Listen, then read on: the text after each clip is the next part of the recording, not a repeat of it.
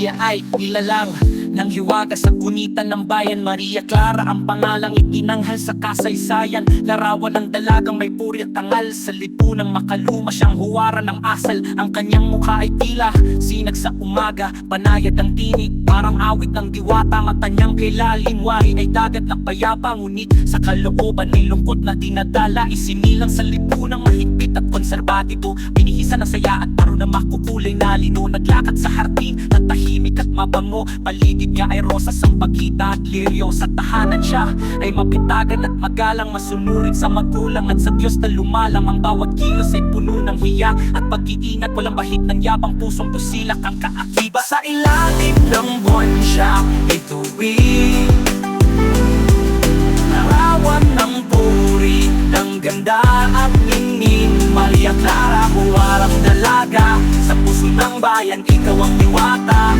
Larawan ng dangal sa gabi at umaga, pangalan mo yaman ng kultura.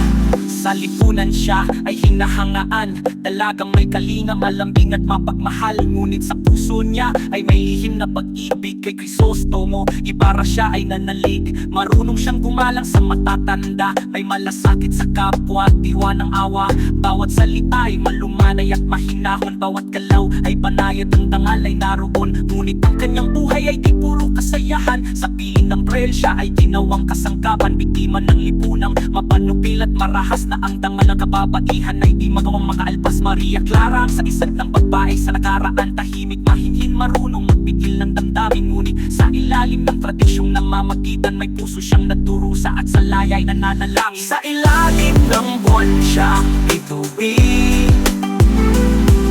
larawan ng puri, ng ganda at ningning. Maria Clara, huwarang dalaga, sa puso ng bayan ikaw ang diwata.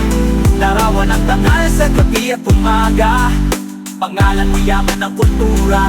Ang kanyang pangalan ay naging sagisag ng kulturang Pilipino. Bawat dalaga ay tinuruan na maging gaya sa kwento. May hiya, may puri, may malasakit at kahinhinan. Sa harap ng mundo, siya ang simbolo ng mga kababaihan.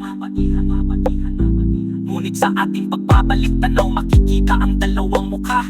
Ang isa ay larawang pag-asang maganda at masaya, ngunit ang isa ay paalala ng gapos at limitasyon, na ang babae ay di nararapat ikulong sa pamahiin at relihiyon. Sa kasaysayan siya ay binuo ng isip ni Rizal, upang ilarawan ng babaeng mapagdasal. Ngunit higit pa sa karakter, siya ay naging sagisag ng pagkatao ng Pilipinang may apoy na naglalagab na Maria Clara. Huwarang dalaga ng nakaraan, kahinhinan, kagandahan at pusong may karangalan. Sa tula ng kasaysayan siya ay mananatili, larawan ng babae sa isang bansang naghahangad ng kalayaan kahit sandali. Sa ilalim ng buwan siyang bituin, larawan ng puri, ng ganda at ningning. Maria Clara, huwarang dalaga, sa puso ng bayan ikaw ang diwata. Larawan ng dangal sa gabi at umaga, pangalan mo yaman ng kultura.